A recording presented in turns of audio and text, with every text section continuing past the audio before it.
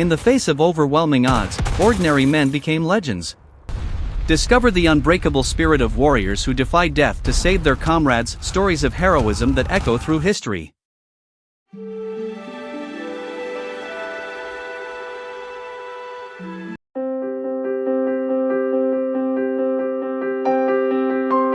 It's March 4, 2002, just before 5 a.m. in the cold and rugged eastern highlands of Afghanistan.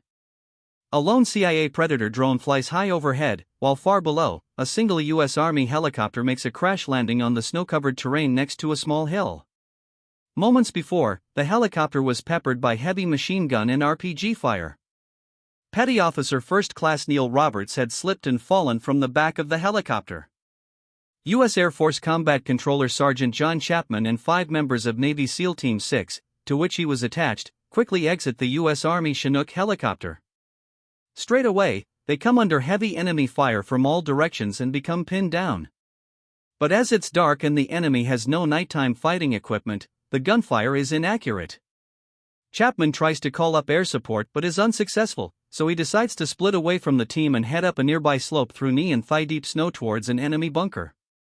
Chapman then establishes communication with an AC-130 gunship, directing it to provide the team with close air support. He also requests and coordinates a helicopter to extract the stranded team and has the AC-130 join an unmanned MQ-1 Predator drone already searching for Roberts. Chapman goes first into the enemy bunker, and his team follows him. The bunker contains 2 poorly trained insurgent fighters armed with AK-47 assault rifles. They fire wildly in his direction with little effect.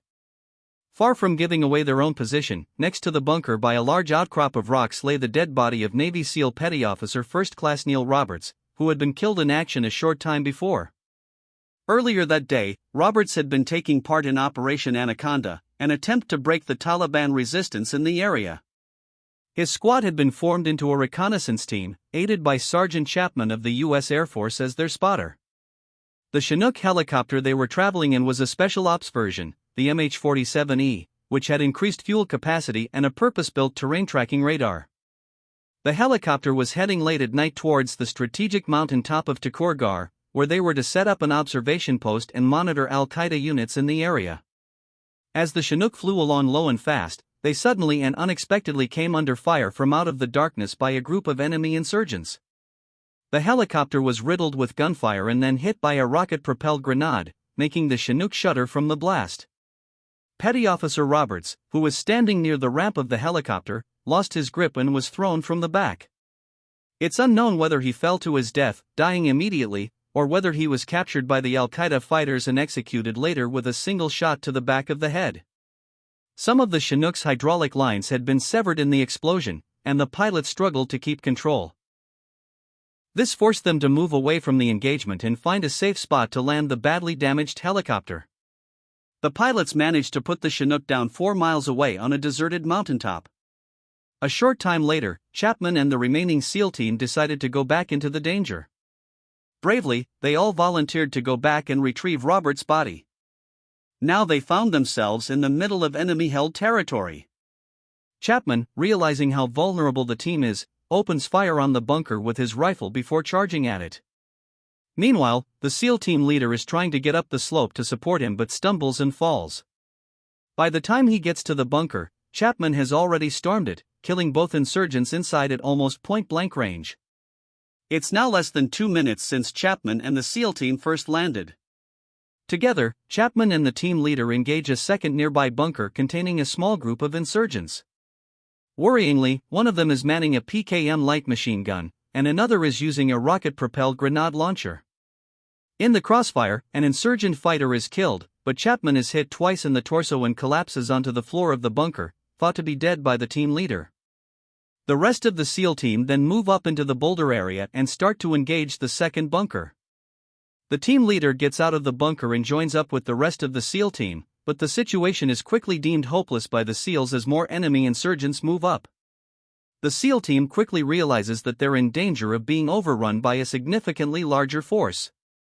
One of the SEALs stands up to fire his M60 belt-fed light machine gun from the hip but is almost immediately thrown off the boulder by an enemy grenade blast and hurled 10 feet to the ground below. The position is untenable. The soldier is badly wounded, and the decision is finally made to retreat. It's presumed wrongly at this stage that Chapman is dead, but in fact he's unconscious in the nearby bunker. It would later be known that Chapman had in fact been mortally wounded and was dying from his wounds. The SEAL team slides down a steep snow-covered embankment, and a short time later, an AC-130 gunship arrives overhead and starts firing its 105mm howitzer, ruthlessly bombarding the hilltop. This allows the SEALs to get off the hill and to a nearby clearing, ready for an emergency extraction. During this time, Chapman is experiencing this destructive aerial fire from his position. After the AC-130 breaks off from its attack at around 5:20 a.m., radio messages can be heard from Chapman, who is alive and has regained consciousness. He updates the command that he's under attack by around 24 insurgents and bravely starts to engage them. Despite attempts to talk to him, Chapman does not respond. He continues fighting for the next 40 minutes, by which time the sun has risen and it's now daytime. He had sustained further gunshot wounds as well as injury from grenade shrapnel. The enemy attempts to charge Chapman's position several times, but he manages to drive them back each time. On one occasion, a lone insurgent makes it into the bunker and engages Chapman in hand-to-hand combat, and though mortally wounded and after a violent struggle, Chapman manages to kill the man. It's 6:13 a.m., and Chapman is nearly out of ammunition, but a quick response team with a paramedic is inbound, and his helicopter is nearing his position. Chapman heroically leaves the bunker and starts firing in all directions to distract the insurgents from firing upon the approaching Chinook. But despite this, an enemy rocket-propelled grenade strikes the inbound helicopter, though it manages to make a successful forced landing just below Chapman's position. As the 19 Ranger quick response team exits down the ramp at the back of the helicopter, several are killed as the enemy insurgents pour heavy and sustained fire on this new target. At this time, Chapman is literally down to his last few rounds of ammunition and is shot through the heart and dies instantly. Eventually, after several airstrikes, the enemy positions are assaulted by the Rangers, and they kill the Al-Qaeda fighters and take the hill. This whole event was caught on surveillance cameras from U.S. drones and spy planes. 36-year-old U.S. Air Force Sergeant John Chapman left behind a wife and 2 young daughters. In 2003, Chapman was posthumously awarded the Air Force Cross for his courage, selfless dedication to duty that day, and extraordinary heroism. But after a prolonged campaign, this was upgraded in 2018 to the U.S. Armed Services' highest award for bravery and valor, the Medal of Honor.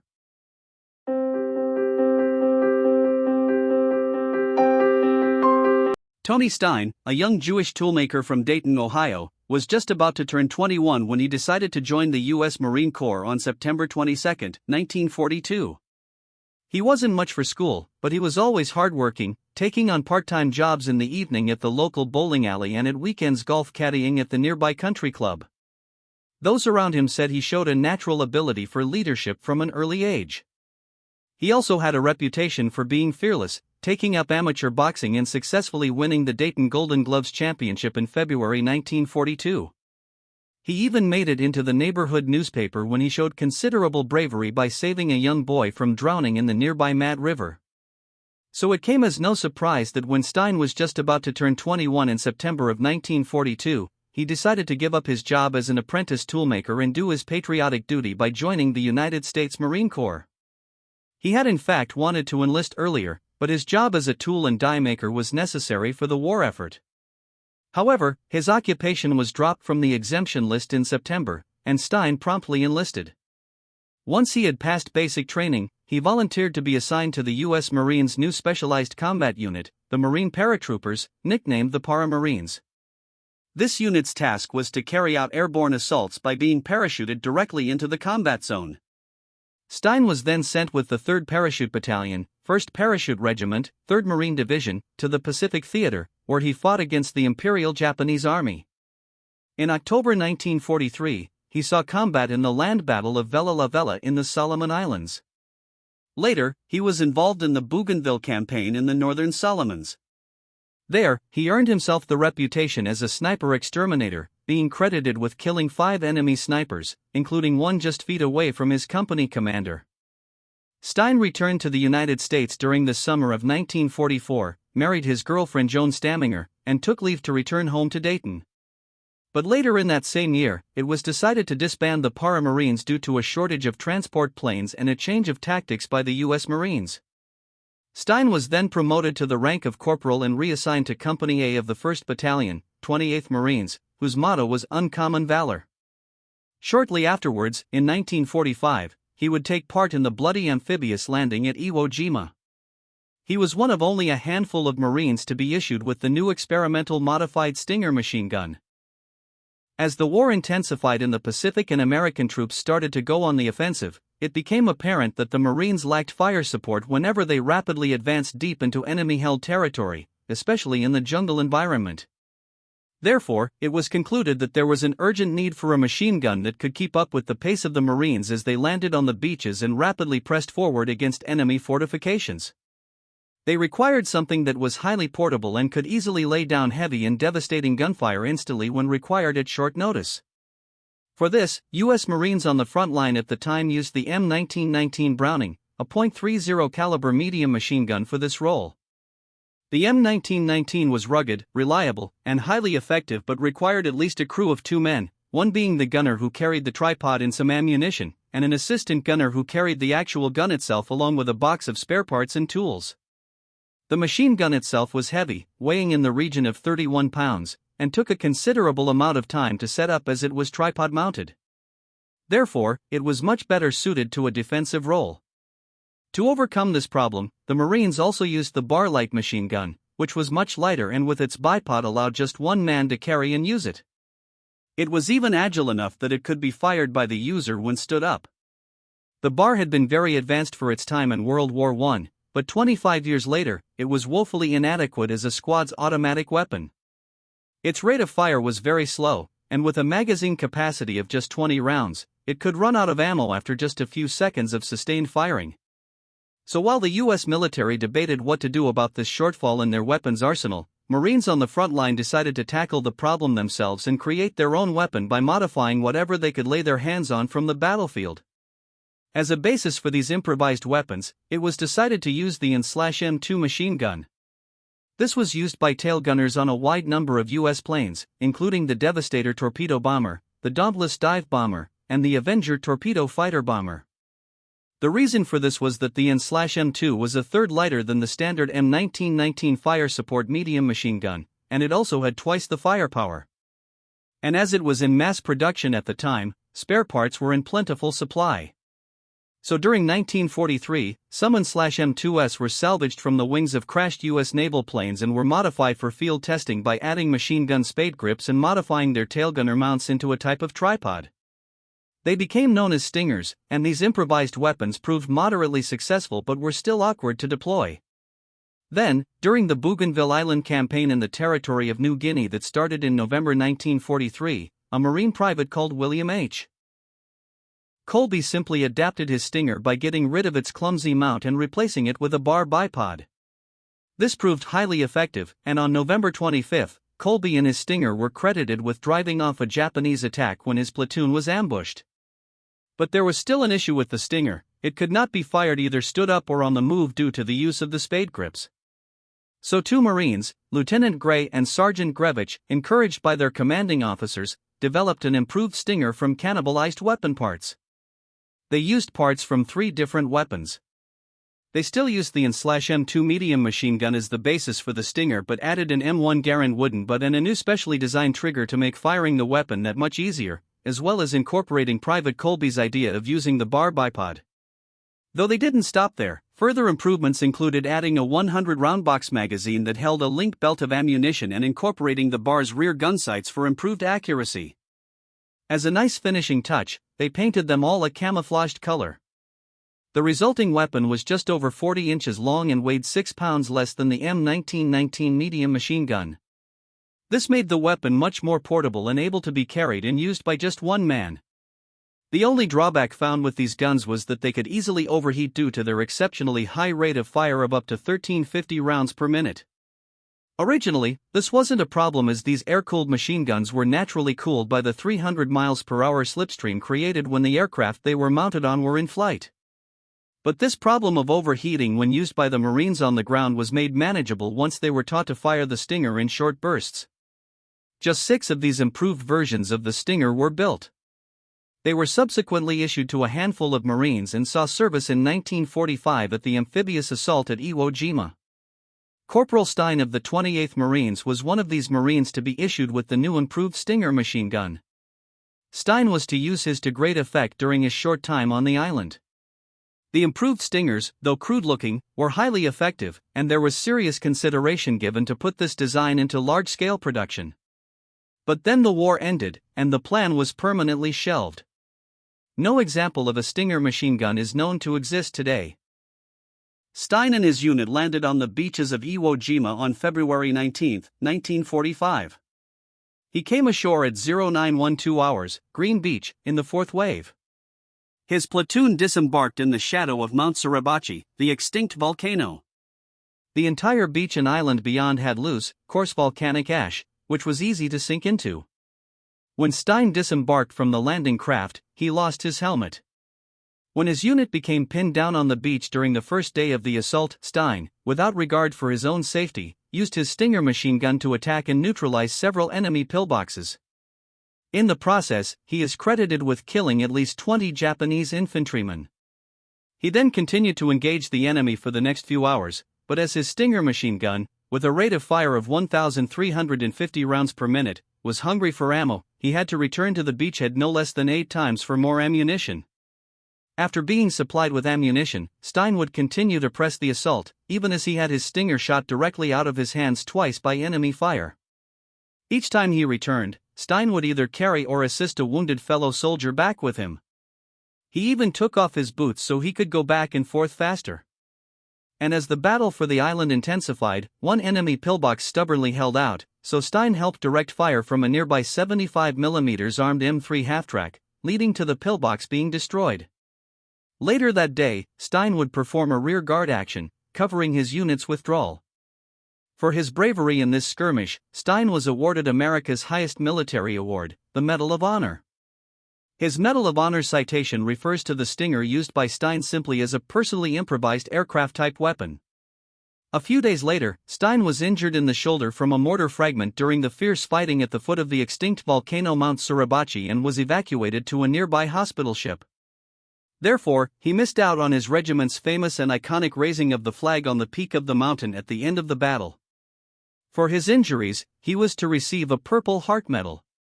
After a short rest aboard the ship, he volunteered to rejoin his unit on the front line as he heard that his regiment was taking heavy casualties. He rejoined his unit on March 1, 1945. On the same day, when Stein was leading 19 men on a rescue mission, he was shot dead by a Japanese sniper. He was one of around 7,000 U.S. military personnel to lose their lives during the month-long battle for this highly strategic island. Just after the war had ended, his Medal of Honor was formally accepted posthumously by his widow. They had been married for less than a year. Later, in 1972, a U.S. Navy Knox-class frigate was named the USS Stein in his honor.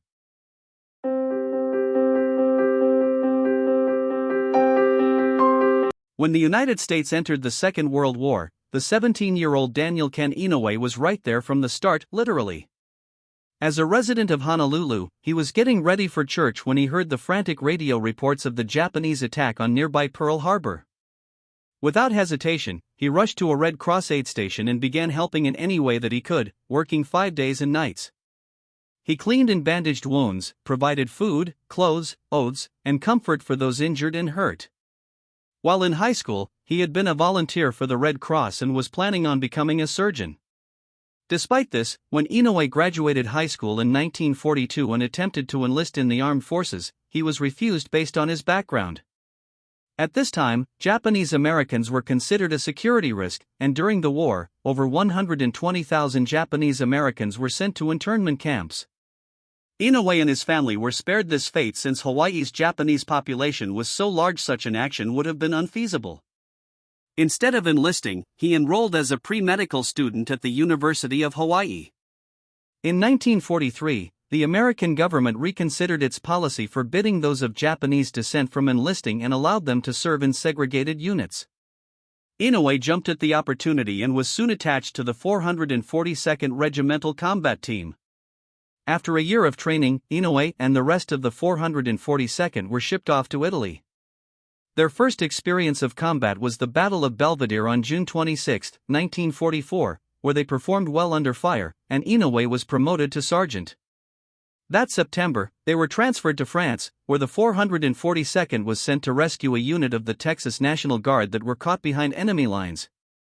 The 442nd suffered appalling casualties in the rescue, with some companies only able to field a dozen men by the end of the mission. Inoue's company was comparatively well off, with 42 men fit for duty out of the 150 it had started with. In the fighting, Inoue would fight gallantly and would be shot in the chest, though the bullet would be slowed down by the lucky silver dollars he'd always kept in his breast pocket. He would also display such leadership skills that he would receive a battlefield commission, becoming Second Lieutenant Daniel K. Inoue. He would also be awarded a Bronze Star.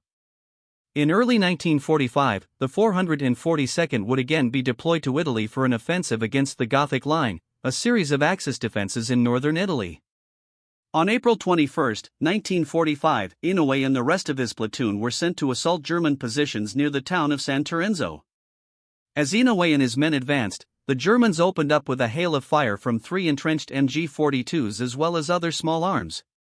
In spite of the storm of lead directed at them, the men managed to capture a mortar and artillery post. Now only 40 yards away, the German fire intensified. Undeterred, Inoue and the rest of the men pressed their attack. Leading the charge, Inoue was struck in the torso by a bullet but, ignoring the pain, he closed to within 5 yards of the first machine gun nest and destroyed it with grenades. He then advanced on the second machine gun nest and destroyed that one as well with more grenades and bursts from his Thompson submachine gun. He then approached the final machine gun nest and was within 10 yards of the position when he grabbed another grenade and pulled the pin. As he was about to throw, a German soldier with a rifle-mounted grenade took aim and fired. The projectile hit Inoue at the elbow and exploded, all but severing his arm, which was now still attached by a bit of flesh. It was also the same arm that was about to throw the now armed grenade. Inoue himself described what happened, stating, "And even as I cocked my arm to throw, he fired and his rifle grenade smashed into my right elbow and exploded. I looked at my dangling arm and I saw my grenade still clenched in a fist that suddenly didn't belong to me anymore." Seeing their leader hit, his men ran to him to give what aid they could, but fearing for their safety, Inoue ordered them away before the grenade dropped. Treating his arm being all but completely blown off as more of an inconvenience than a devastating injury, he then proceeded to try to pry the grenade from his fingers. Clutching the explosive in his left hand, Inoue then hurled it at the final German position before the German could reload. Swinging his Thompson as best he could, he then opened fire, advancing literally single-handedly. He pressed the assault on the German line and continued to fire.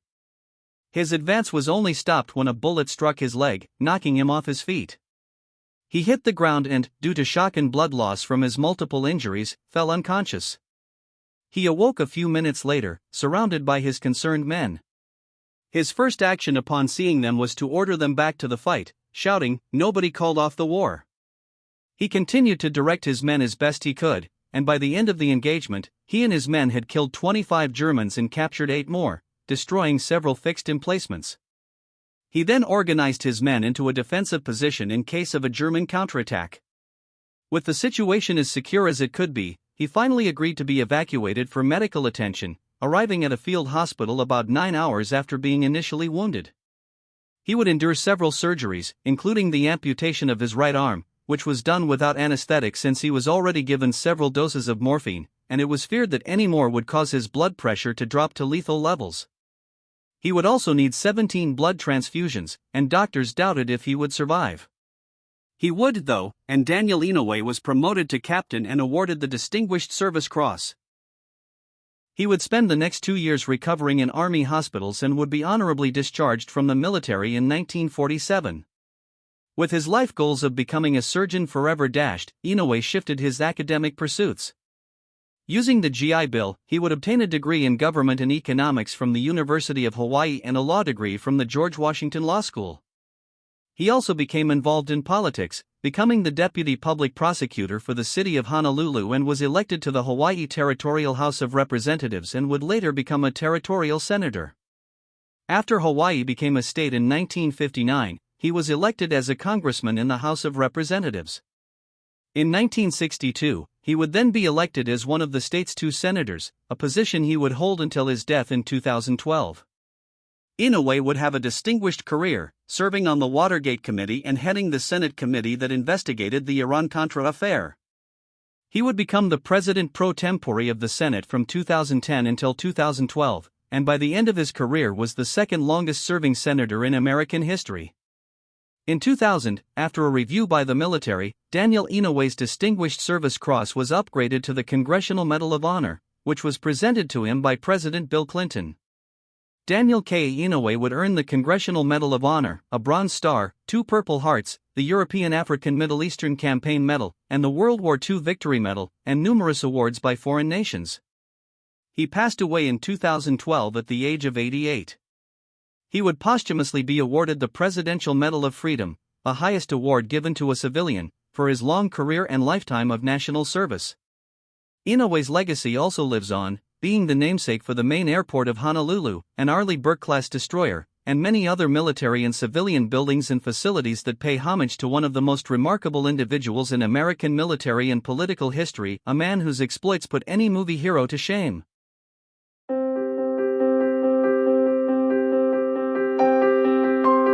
Lying on the floor, severely injured and bleeding after having been shot 6 times, U.S. Army Private Edward Carter hardly had time to assess the situation before yet another bullet ripped through his hand. This was the moment that all his training at the Chinese Military Academy would come to the fore. He would go on even if it meant taking every single round of ammunition they could throw at him. Born in Los Angeles in 1916, Edward Carter's father was African American, while his mother had an English and Indian background. After spending his formative years in America, the 9-year-old Carter and his brother and sister moved to Kolkata, India, after their parents opened up a church there. It was while living near a British military base that he had his first encounter with army life.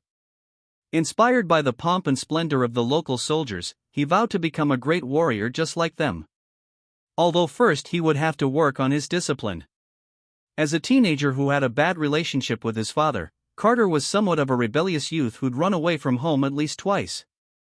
This was exacerbated by the troubled marriage of his parents, which came to a rather dramatic end when his mother stole all of the church's money and ran off with the church treasurer. Left penniless by his own mother, Carter, his siblings, and his dad had no choice but to get on a boat and return to the United States to start over. Sailing east, their journey took an unexpected turn when they were forced off the ship in Shanghai, China, when it became apparent that William had contracted typhoid, a highly contagious disease. While his little boy recuperated, Carter's father got to know the local missionaries and soon made the decision to settle there. Eager to instill discipline into his wayward son, Carter's concerned father signed him up to a Chinese military academy. While further integrating himself into Chinese society, he did very well because eventually he was brushing shoulders with some of the most influential families in the country. Among his close acquaintances were the wife, brother-in-law, and sister-in-law of Chiang Kai-shek, the leader of nationalist China and later founder of the nation of Taiwan. Carter got his first taste of battlefield action in 1932 when he volunteered to fight against the Japanese who'd attacked the northern region of Manchuria. Without asking for his father's permission, he joined a joint British-Chinese force tasked with expelling the invaders. The 15-year-old proved himself a natural leader when he was promoted to the rank of lieutenant after only a month. His tour of duty, though, would be cut short when his father tracked him down and took him back home. Eager to experience the thrill of battle once more, when he was 18, he went to the American consulate in Shanghai to ask them if he could fight the Italians who were waging a war of conquest in Ethiopia at the time. His request was denied, but he didn't leave the embassy entirely empty-handed. Instead, he was accepted into a position in the Merchant Marines. After a couple of years traversing the oceans and transporting cargo and passengers around the globe, Carter eventually wound up back in Los Angeles, where he struggled to find work because of the color of his skin. As a result, when he heard that a civil war had broken out across the Atlantic in Spain, he jumped at the chance to get involved. Fighting on the side of the Socialist Second Republic against the Nationalists who were supported by Hitler and led by General Franco, he became part of the All-American Abraham Lincoln Brigade. During his service, he was wounded and captured, but in the end, he was able to escape and rejoin his men. But when the tide of conflict started turning in the favor of the nationalists in 1939, he left to go back to California. There, he met his sweetheart, Mildred Hoover, who would go on to become the first black violinist in the Los Angeles Philharmonic Orchestra. Yet even Mildred was not enough to dissuade him from going back into the fray. When the U.S. entered World War II in 1941, Carter immediately enlisted. And despite experiencing discrimination on a daily basis, he climbed up the ranks to become staff sergeant of the 3,535th Quartermaster Truck Company. This was because, for the first part of the conflict, black servicemen weren't trusted with weapons, so were usually given support roles. This, however, changed as casualties mounted up, when all-black infantry squads commanded by white officers were formed to make up for the killed and injured. Carter was one of the first to sign up. As part of the agreement, he was demoted to the rank of private, but it wasn't long until his abilities were recognized. Because of his professionalism and experience, he became the first ever black volunteer to become a squad leader. On March 23, 1945, as Allied forces were tightening the noose on Germany, he would prove that his promotion was more than justified. That day, Carter and his company were tasked with capturing a bridge over the Rhine River as part of a wider effort to capture the strategically important city of Speyer that lay on the other side. At about 8:30 a.m., he was riding a tank on his way to the objective when his company was suddenly ambushed by enemy fire. Sprinting to a bank on the side of the road for cover, 3 other men accompanied him on a patrol to a warehouse where the attackers were shooting from. Their goal was to scope out the size and strength of the opposing force, but to achieve this, they would first have to cross 150 yards of open ground. As soon as they left cover, they were instantly targeted, and one of the brave volunteers was killed. Realizing they were far too exposed, Carter ordered the 2 surviving members to provide covering fire from the safety of the bank while he crossed the field of death alone. But as the pair ran back, one was shot dead, and the other was seriously wounded. Still, the squad leader pressed on amid the blizzard of machine gun fire. He was shot 3 times in the left arm, yet he still kept moving. Then a heavy blow to his leg knocked him off his feet, and he collapsed to the ground. With his mind still fixed firmly on the job, he took a swig of his canteen to wash down some wound tablets just before another bullet mangled his hand. He was now riddled with holes, and a lesser soldier may have just given up there and then. But not Carter, he just kept going. Unable to walk, he crawled instead until he was within 30 yards of the warehouse. Slumping his battered body behind a riverbank, he rested for 2 hours. When the enemy fire became too intense from the outside, it looked like he was a goner. The Germans knew exactly where he was, and an 8-man party was now zeroing in on him. Carter, however, was one step ahead, having concealed his position. As the patrol approached, 6 of them were killed in quick succession by a surprise attack, and the remaining 2 were captured. Utilizing his German language skills, the ambusher interrogated them, receiving critical intel regarding enemy positions that helped commanders clear the route to Speyer. It was only once Carter had briefed his superiors on what he had discovered that he accepted medical treatment. In the end, because of racist attitudes within the army, he was only decorated with the military's second-highest medal, the Distinguished Service Cross. What followed was nothing short of criminal. Because he had lived and trained in China and had fought with the socialist Abraham Lincoln Brigade in Spain, in the post-war years, Carter's reputation was destroyed by an American government who strongly and falsely suspected him of being a communist. As a result, he was discharged from the army without explanation in 1949, and he would struggle to find employment as a civilian because of the accusations surrounding him. In 1962, the hero that was Edward Carter died of lung cancer at the tragically young age of 43, having been treated with nothing but contempt by the country he had so valiantly fought for. Sadly, he would never live to see his reputation restored and his heroic feat properly acknowledged. On January 13, 1997, Carter's son, Edward Carter III, received a Medal of Honor from President Bill Clinton on behalf of his deceased father, when a study looking into discrimination in the U.S. Army revealed how badly he had been mistreated.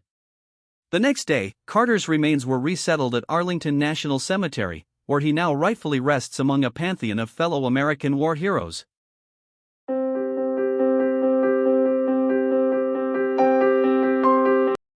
Desmond Doss was not your average hero. He would become a Medal of Honor recipient, the United States of America's highest and most prestigious military award, as a combat medic who saved many of his comrades' lives in battle without firing a single shot, because he didn't take a weapon into combat due to his religious beliefs. Desmond Doss was born in 1919 in the state of Virginia and was raised as a strict Seventh-day Adventist, a Christian denomination that believed that Saturday was the Sabbath and that the second coming of Jesus Christ was imminent. They also believed strongly in nonviolence and a healthy diet based typically on a vegetarian diet. Doss had been raised with a strict belief in the Bible, and when it came to the Ten Commandments, he took them to be the core values of how to lead his life. When World War II started, he was conflicted, as he believed the war was a just one, but he felt that to kill another human being under any circumstance was wrong. He was already employed as a joiner at Newport News Naval Shipyard, but nevertheless he joined the United States Army on April 1, 1942. He could have requested a deferment, but he wanted to do his patriotic duty. He was assigned to an infantry unit, the 77th Division, and presumed that his classification as a conscientious objector would not require him to carry a weapon. For Doss, one commandment of the Bible stuck with him the most: "Thou shalt not kill." He wondered why he was assigned as a rifleman and not in a medical role. His commanding officer tried to pressure Doss into carrying a weapon, as they thought he would be more of a liability than an asset in combat, but Doss refused. Interestingly, even for medics, which Doss would later become, it was common practice at the time to carry either an M1911A1 pistol or M1 carbine for self-defense purposes. The rules go that a medic under the Geneva Convention is not forbidden from carrying a weapon, but if a medic fires his weapon, he stops being classed as a medic and therefore can be legitimately fired upon by the enemy. The regimental chaplain, Captain Stanley, would soon understand Doss's protests and helped him transfer from rifleman to medical training. To make matters worse, his fellow soldiers mocked his religious beliefs when he was reading the Bible daily and strictly observing the Seventh-day Adventist tradition of attending church every Saturday. Doss continuously requested to be allowed to have Saturdays off rather than Sundays in order to follow his Adventist beliefs that Saturday was to be observed as the Sabbath. In the end, Captain Stanley took this up with divisional headquarters, and it was decided that Adventist soldiers would have Saturdays off just as the other men had Sundays off.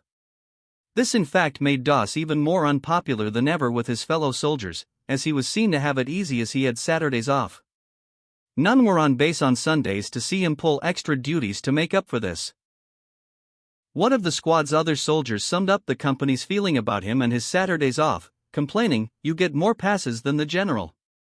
As Doss was a strict vegetarian at a time when it was unusual, it meant that the rest of the unit viewed Doss with such distrust and hostility that one man in his unit even warned him ominously, "When we go into combat, Doss, you're not coming back alive.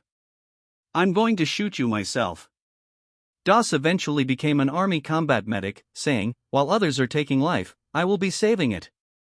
The turning point for Doss in his relationship with his company came with their first 25-mile march with full field pack and rifle, something they were expected to achieve in 8 hours. The other soldiers thought Doss would be having it easy as he would be carrying no rifle or ammo that day, but his 2 canvas medical bags were almost as heavy and much more awkward to carry than any rifle. As the march progressed, the men started to suffer from exhaustion, numerous blistered feet, and dehydration. Some even passed out, and all the time there was Doss, always with a helping hand, even to the extent that at the end of the march, he insisted on checking everyone's feet and administering medical aid where it was needed. By the end of that day, he had won the respect of his entire unit for his tireless devotion to his duty. For the first time, he was treated as one of their own. Doss, as the qualified combat medic of the unit, was now responsible for providing first aid and frontline trauma care on the battlefield. He would be assigned to accompany his unit into the war zone and be there with them on the front line at all times. This was soon to happen, for the 77th Division had had their first combat experience on May 11, 1943, and Doss and his comrades were urgently being trained up to replace the combat losses and help expand the division's strength. The 77th Division would end up being in combat officially for no less than 208 days, suffering a total of 9,212 casualties before the war would end. Doss's first taste of combat was at the Battle of Guam, which was a bloody battle fought from July 21 to August 10, 1944, to recapture the U.S. territory of the island of Guam from a determined Japanese garrison of nearly 20,000 troops. Though according to the Geneva Convention, knowingly firing at a medic wearing a clear insignia is a war crime, the Japanese snipers and machine gunners tended to ignore this and saw combat medics as easy and valuable targets to gun down. So medics in the Pacific Theater were often told to avoid wearing medical insignia in case it would make them more, not less, of a target. Doss was under fire nearly every day during the battle and was busy doing his part in saving lives. Guam had shown Doss how cruel war could be.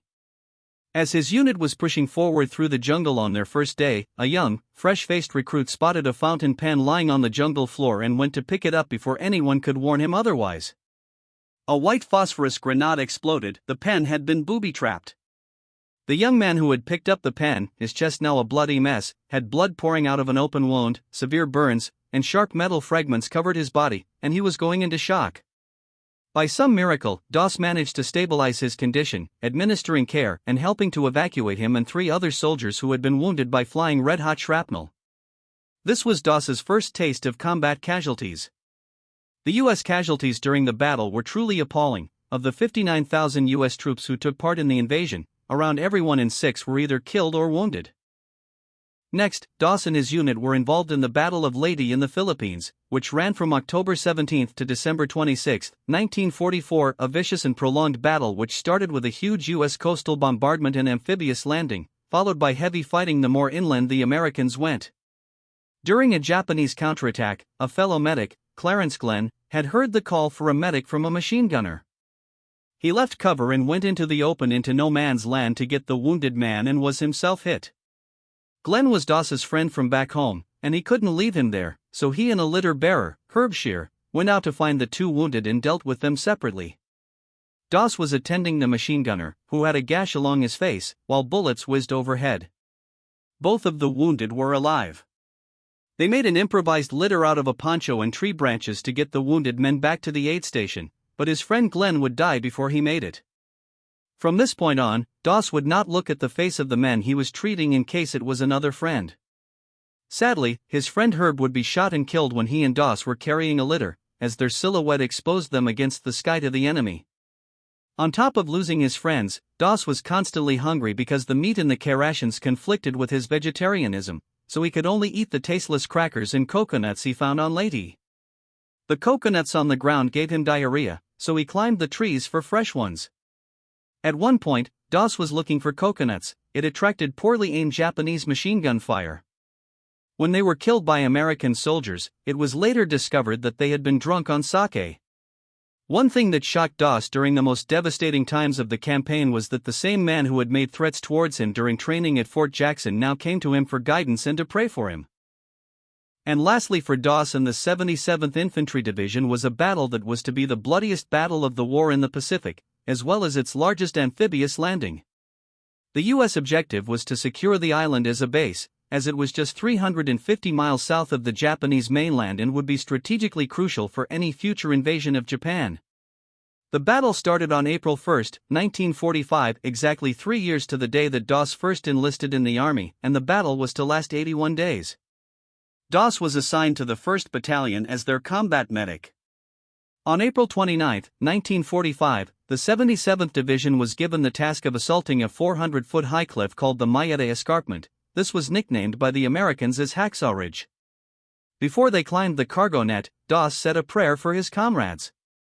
When Doss's unit joined the assault and as they neared the top of the escarpment, they came under intense Japanese artillery, small arms, and machine gun fire, inflicting severe casualties on the assaulting American troops. The American forces had sent in wave after wave of troops to try to dislodge a fanatical enemy based there who were well entrenched and camouflaged. On May 4, while his unit was attacking a heavily fortified enemy position at the mouth of a cave, Doss went to the aid of 4 of his injured comrades. The lieutenant who led the attack on the emplacement had intended to throw a grenade when an enemy bullet hit him and delayed it, blowing his hand off and wounding his comrades. Despite having to get within 25 feet of the enemy lines and under attack by enemy grenades and gunfire, Doss managed to get to the injured men. He then managed to evacuate the men back to his own lines one by one. During the night, the Japanese continued to throw grenades and kept up the mortar fire. The American soldiers hid in rock crevices, but the Japanese found ways to infiltrate and sneak up on them. Then, on the next day, May 5, he came to the rescue of a wounded artillery officer who had gone to see how the artillery guns were doing. Doss's left leg was now injured, as he had fallen the day before down the edge of a parapet. He climbed up the cargo net with his first aid kits, his weight falling on his bad leg. Finding him in a shell hole, the officer had been struck by shrapnel that had made a hole from his chest to his back, and Doss could hear him breathing through it. He was bleeding heavily. Doss gave him first aid while under constant enemy gunfire and shelling. He put the dressings over the large holes in the colonel's chest and back and administered blood plasma, which dangerously exposed Doss to the enemy as he had to hold it up high. Doss's efforts here would be in vain, as the colonel, carried back on a stretcher, died before he reached the aid station. Later, there were orders to take a vital Japanese pillbox position on the reverse slope of a hill that was holding up the American advance. Desmond Doss, once he had read his prayers, was happy to support the assault. The American troops threw gasoline cans at the position, which triggered a large explosion. All of a sudden, a large Japanese counterattack overwhelmed the American soldiers, causing them to panic and rush back to the edge of the cliff. But despite this, Doss refused to take cover and, while constantly under heavy fire by the enemy, though being totally exhausted, he spent hours carrying the wounded one by one to the edge of the escarpment. Then, to get the more severely wounded down, he tied a rope to a tree stump and lowered them down the cliff on a rope-supported stretcher to safety. When the stretcher kept slipping, he turned to a new method, looping the rope around the wounded men's chest and legs to lower them down. Doss, standing exposed to potential enemy fire, was seen praying at the cliff edge as the men were being lowered down, and later he had said he had been praying to the Lord to help him get one more, and after that, one more, until they were all down. Calculating the wounded men at the base of the cliff, the captain worked out that Doss had saved around 75 men. The Americans would eventually go back up the cliff and on May 7 would take the position. By some miracle, Doss survived the whole battle totally unhurt, but that was soon to change. On May 21, in the confusion of a night attack, Doss tended to the American wounded, risking being hit by both the Japanese and by friendly fire. Doss was in a shell hole with another American soldier when a grenade landed between them. His reflex action was to put his foot on it, and he was seriously wounded in both legs. His blood poured out from the impact of 17 pieces of shrapnel in his body, but he remained in his position for 5 hours, tending to himself while also helping others who were wounded, until a medic and a pair of litter bearers could get to him. But that was not the end of it that day, for as he was being stretchered to safety, they got caught in an enemy tank attack. As they took cover, Doss spotted a critically injured man and insisted that he'd be taken back on the stretcher instead of himself. While Doss waited for the litter bearers to return, he was found and held back by a fellow soldier. Suddenly, Doss was hit by a Japanese sniper's bullet and suffered a compound fracture to his arm. The two men took cover in a shell hole. Realizing how badly injured he now was, Doss instructed the soldier on how to bind his rifle stock to his shattered arm to act as a splint. Eventually, pushing through excruciating pain, he would make it back to the aid station. The U.S. Army recognized Doss's extreme bravery, and he was awarded the Congressional Medal of Honor for his heroic and selfless actions at Okinawa from April 29 to May 21, 1945. Because of his heroic actions, many wounded men made it back home. Desmond Doss would go on to run a small family farm with his wife Dorothy and live to the age of 87.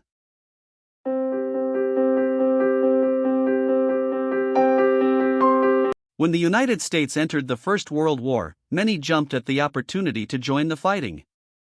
Others, however, were sent to the trenches against their will. Of these reluctant warriors, some would rise to the occasion and become war heroes in spite of their hesitancy to fight. Perhaps the most famous American who served in the Great War was one of these men. Alvin Cullum York was born on December 13, 1887, in Pall Mall, Tennessee, the third of 11 children. His family was impoverished, and York only had 9 months of total formal schooling before working as a laborer and blacksmith to support his family. In order to put food on the table, he was also an avid hunter, a skill that would serve him well in the future. York also had a wild streak, which included frequent run-ins with the law. By 1915, however, he turned aside from his hedonistic ways and became a member of the Church of Christ in Christian Union. After his conversion, York became a devout follower of his new faith and became a respected member of the church community. In 1917, the United States joined the First World War, which had been raging for 3 years. In order to fill the ranks quickly, the government instituted a draft, and on June 5, 1917, York received his conscription notification. Due to the commandment, "Thou shalt not kill," York claimed conscientious objector status. This request was denied 3 times, and York was officially inducted into the U.S. Army. York was sent to Camp Gordon, Georgia, for training, and was attached to the 328th Infantry Regiment, 82nd Infantry Division, nicknamed the All-American since it had members from all the 48 states at that time. Throughout his time in training, York proved himself a capable soldier and an excellent marksman, though he still couldn't reconcile his beliefs with the duties of a soldier. He brought his concerns to Major Edward Buxton, his battalion commander. Rather than dismiss York, Buxton engaged in an hours-long debate, both men pointing to scripture supporting their views, York focusing on passages about turning the other cheek and other passages advocating non-violence, while Buxton quoted verses supporting combat, selling one's cloak to buy a sword, and obedience to earthly authorities. York left the meeting still committed to his pacifism but gave serious consideration to Buxton's arguments.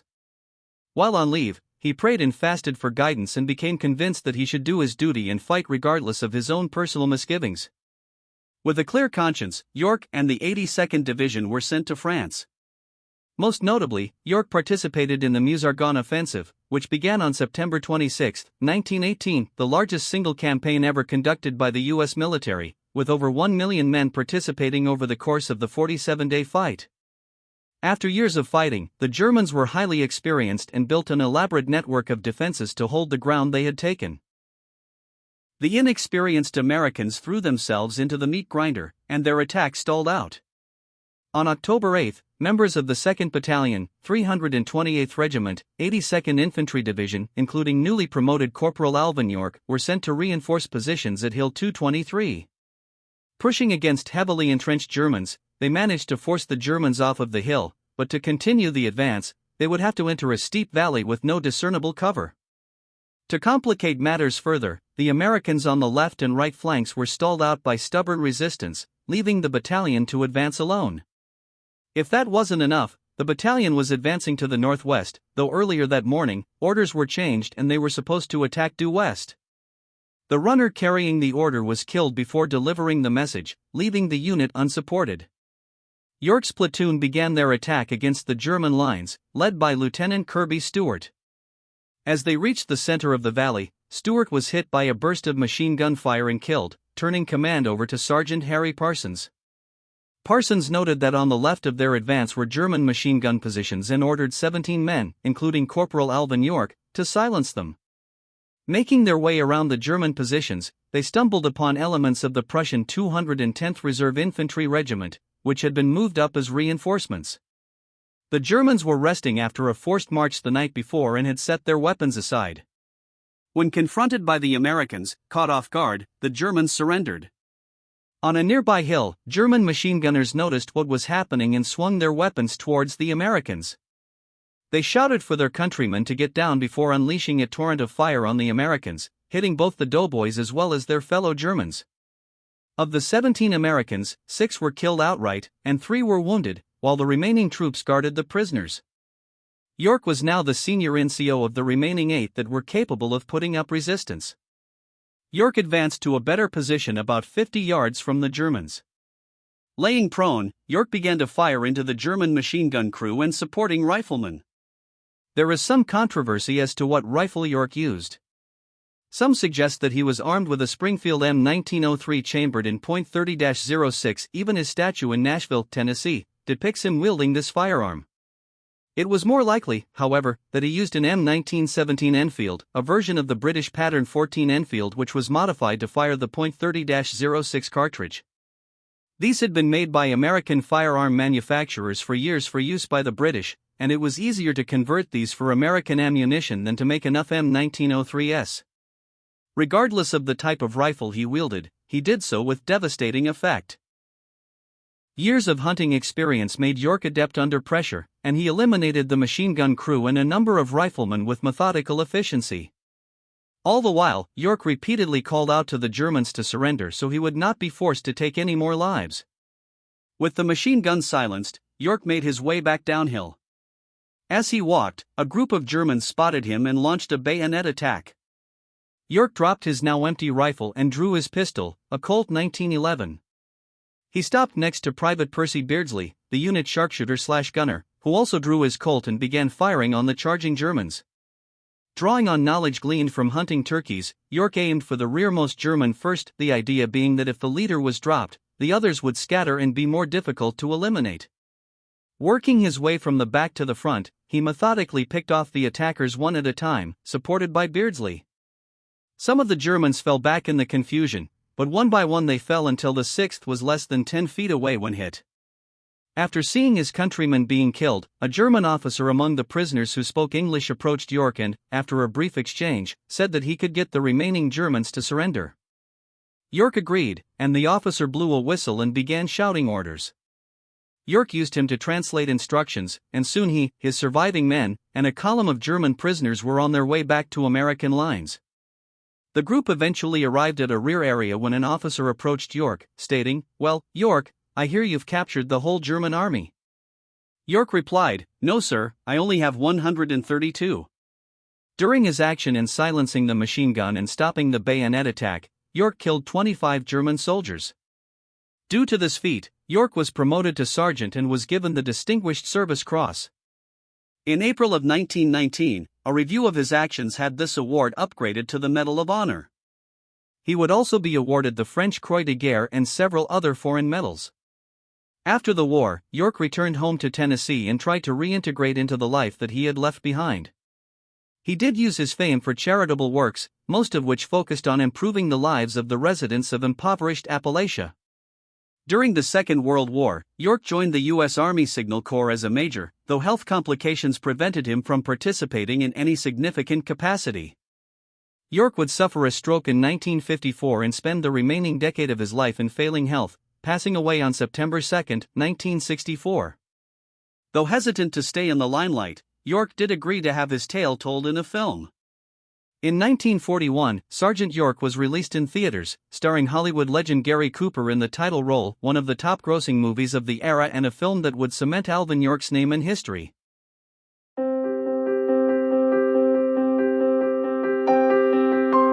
John Bobo was not someone who was content with sitting at home waiting to be drafted. He desired to serve his country without being asked.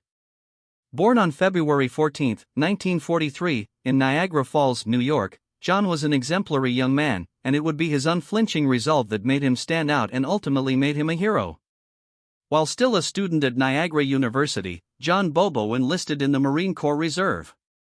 Once he completed his studies with a degree in history, he was commissioned as a second lieutenant. He didn't spend one day in the profession for which he studied. After receiving his commission, he immediately went to Quantico, Virginia, for the Marine Corps Basic Training and Officer Candidate course in June 1966. After the course was finished, Bobo was assigned to the 3rd Battalion, 9th Marines, 3rd Marine Division. That same month, along with the rest of his unit, he was deployed to Vietnam. John Bobo's unit was one of 4 battalions engaged in Operation Prairie 3 from March 19 until April 19, 1967. The operation was conducted in order to eliminate the NVA presence in the Quang Tri province, south of the demilitarized zone. The increasing activity of the North Vietnamese was becoming a growing concern, so the U.S. Marines were sent to patrol the region in search of them. In the opening phase of the operation, they experienced only light contact with the enemy, but the situation changed after just a few days. Soon the Marine patrols would find themselves severely hampered by heavy attacks followed by intense mortar shelling. On March 30, 1967, India Company of the 3rd Battalion, 9th Marines, was on patrol 6 miles northwest of the Cam Lo Combat Base. Their mission was to establish platoon ambush positions from which they would conduct surprise attacks on enemy units. Just as the 1st and 3rd platoons had established their ambush positions, the NVA attacked the company command group and the 2nd platoon under the cover of night. Even though the North Vietnamese prevented the 1st and 3rd platoons from returning to help their comrades, the first attack was repelled by the U.S. troops. The second assault was more devastating, however. The NVA attacked with full company strength, followed by mortar fire. John Bobo, as commander of the 2nd platoon, organized his men into a defensive position even though they were outnumbered. He jumped from one position to another, encouraging his men to keep fighting. If they gave way, the entire command post would have been overrun. Bobo and his men fought as if there was no tomorrow, and he was determined to throw everything he had at the enemy. At one point, he even picked up a rocket launcher from a dead soldier to use it against the enemy machine guns. While he was running between positions, a mortar shell suddenly exploded near him. It didn't kill him but inflicted a massive injury to his right leg below the knee. The platoon's medic rushed to evacuate him but received a stiff rejection. Not only did Bobo refuse to leave the combat area, but he insisted that the medic help him to place himself in a firing position to provide cover for the rest of the group and allow them to move to a better position to engage the enemy. He needed to stop the heavy bleeding from his leg, so he used his web belt as a tourniquet, kneeling so that he could press his injured leg into the ground. With his lower leg torn apart, John Bobo continued to fight off the enemy from his position for some time until he was mortally wounded by enemy fire. His unshakable courage in the face of the enemy helped the rest of the unit reach a protective position from which they managed to repel the attack with the help of helicopter gunships. The battle ended with 16 Marines killed and 47 wounded. Once the firing stopped, the Marines evacuated to their combat base, carrying along the dead body of their second lieutenant John Bobo. His body was later returned to the United States and buried in the Gate of Heaven Cemetery in Lewiston, New York.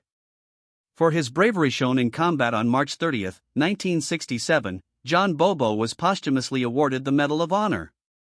It was not the only award he received for his service. In addition to the Medal of Honor, he also received a Purple Heart Medal, a Combat Action Ribbon, and 2 medals awarded to him by the South Vietnamese government, the National Order of Vietnam Medal and the RVN Gallantry Cross Medal. Because of John Bobo's dauntless courage and bravery, his men lived to fight another day.